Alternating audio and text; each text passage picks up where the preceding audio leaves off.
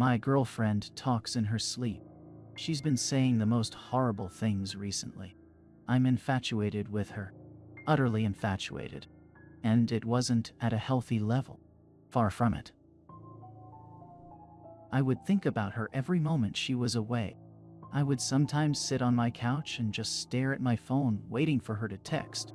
I'd tell myself, don't contact her. Don't. It will come off as too strong.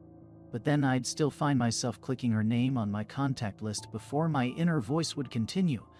You don't want her to know how desperately smitten you are with her. It's unattractive. It will scare her off.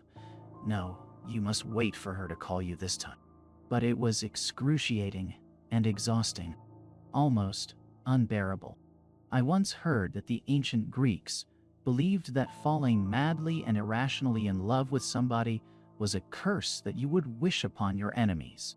I could never understand what they meant. After all, isn't falling head over heels in love the ultimate goal nowadays? But now that it's happened to me, I have to say, the ancient Greeks were right. This is a curse. I was barely in control of myself, almost as though my infatuation with her had possessed me. The two of us were sexually active together, but still in the dating phase. We were at that make or break era of a blossoming relationship where we would either have the talk and formally be in a relationship, or we'd start to slowly drift apart. The latter of which I don't think I'd be able to cope with. Honestly, I wouldn't be able to. Almost everything about her captivated me. The way she held her hand over her mouth when she laughed. How she'd caress the pendant of her necklace when she was frightened. How she'd twirl her hair in her finger when she was excited. All of it. Her smell. Her smile. Her eyes. Yeah, I know. It probably makes you sick reading about it. I feel the same way. I was never the hopeless, romantic type. But now I can't stop fantasizing about her. I'd think about us doing the long 3-hour hike up to that magnificent view from one of our first dates. To that first kiss as we overlooked the lights of the city. But this time I'd get down on one knee, bring out the ring, and, well, you know what would happen next. Alright, fine. I'll stop. Yes, this is a girl I'd only been casually dating for a couple of months. I shouldn't be thinking about proposing yet. I know that. I'm just barely able to control myself any longer. I feel as though I'm losing power over the decisions I make. And that brings me to why I'm here writing this out at the moment. It started with the first real thing that troubled me about her. We never actually spent a night together. No matter how late she was over, once either of us showed signs of being tired, she'd up and leave. She wouldn't leave awkwardly or anger. Just a casual kiss goodnight, a smile, and a call me soon. What, yeah. It was something I didn't really even notice the first few times she did it. But after almost 8 weeks of dating, it was becoming strange. I'd have to ask her about it. It took drinking almost an entire bottle of wine before I had the courage to do it. She looked almost defeated when I asked and lowered her eyes in embarrassment. I knew this talk would come eventually, she started. She took in a deep breath with a long drawn-out exhale. Recently, she paused again. I've started talking in my sleep. She shook her head in embarrassment. It's called somniloquy. I looked it up. I shrugged and laughed out loud. My demeanor seemed to say, that's it. No, Stephen. Listen, she said. She wasn't laughing. It's bad. It's completely out of control. It's not just random words or gibberish. No, it's horrible. I say horrible, disgusting things. She was starting to raise her voice, breath heavy, and tear up. I approached her and held her. I told her it couldn't be that bad. I told her to spend the night. I told her she was probably exaggerating. I was wrong. That night she stayed at my house. But she warned me of something before falling asleep. Dummy. Whatever you do, don't wake me up. It makes me really scared and disoriented if that happens. And don't respond to me. Just ignore it. I nodded and agreed. If it becomes too much, she continued, just leave the room and sleep on the couch. I won't mind. All. I told her not to worry about it. I told her that it wouldn't be a big deal. I told her I wouldn't leave to the couch. I'd stay beside her in the bed. But I was wrong. I couldn't even last one night. We both fell asleep without incident. I don't know how many hours passed, but I woke up in the dark with the sensation that someone was watching me. And then I remembered she was with me. She was actually spending the night. I smiled. But then I noticed the shadowy outline of her sitting up on the bed. She was looking down at me, staring. It creeped me out. I'll admit it. Her posture was entirely different. It was as though it wasn't even her at all. Then she spoke. It wasn't her voice that I heard. It was much lower and gravelly, like something out of a horror movie. I'll chew the skin from your bones, she said.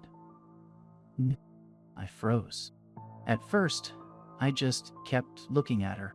This was not at all what I expected. I thought it would be more like the way Tourette's is often portrayed. Just random swearing and shouting. I honestly thought to myself, what will I do if she attacks me right now? What if she really does try to chew the skin from my bones? But then she just lied down and went back to sleep. I was creeped out. I tried to lie back down and ignore her, but struggled. I couldn't even close my eyes without thinking, maybe she's sitting up again and staring at me. And then, one time I rolled over to look at her. And she was. Her face was pressed right towards mine. Her breath was foul and rotted, something that was most certainly not normal for her. She spoke again, in the same voice as before. If you don't move to the couch, you'll be dead by morning. That did it for me. I sat up in a moment and headed for the living room. She made some sort of wheezing sound as I left. I think it was supposed to be laughter. I was lying on the couch, but I wasn't going to be able to fall back to sleep. I was far too shaken. I was staring out towards the window, hoping to see the first few hints of the sun rising. And then I thought I heard something from the bedroom. I listened, and then I heard it again. Stephen, Pie. It was that same low and gravelly voice. It sounded like a witch. I tried to just ignore it at first. Oh, but then it continued. Stephen, Still, I said nothing. I know you can hear me, Stephen. You're awake now. Why don't you come back into the bedroom? The voice barely sounded human. Or maybe you'd prefer if I come to you. I still didn't say anything. I was told not to, but I listened. If I heard her start walking towards the bedroom door, I'm not even joking, I would have run right out of the apartment. But she had asked me not to respond to her sleep talking. So I didn't. And then I heard her once more. Sorry if this spoils your plans. She began laughing. The two of you were supposed to walk that trail again, she started. I wasn't even remotely prepared for what she'd say next. You'd both be so tired when you'd reach the top. You'd look over the city, then you'll get on one knee and bring out the ring. She began laughing. And that's when I realized this wasn't just a problem with sleep talking. It was something much more. Something supernatural. I had never told anybody about my proposal fantasy. There was simply no way she could have known about any of it. This was no longer about merely talking in one's sleep. This was about possession. I can't go back into the bedroom. I have no idea what would happen if I did.